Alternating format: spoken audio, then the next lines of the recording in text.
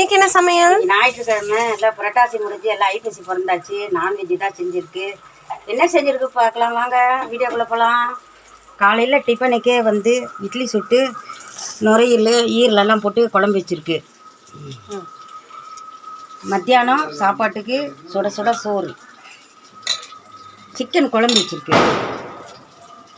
மீன் குழம்பு வச்சுருக்கு. பாருங்க, மீன் குழம்பு தலையெல்லாம் போட்டு குழம்பு வச்சுருக்கு. ஈரல் போட்டு கிரேவி மாதிரி வச்சுருக்கு. எல்லாம் சுட சுட ஆவி பறக்குது, சுட சுட ஆவி பறக்குது. பாருங்க, ரசம், மீன் வறுத்துருக்கு, சிக்கன் கிரேவி, தயிர். இவ்வளோதாங்க நம்மளுக்கு சமையல். சப்ஸ்கிரைப் பண்ணிங்க. பாய்.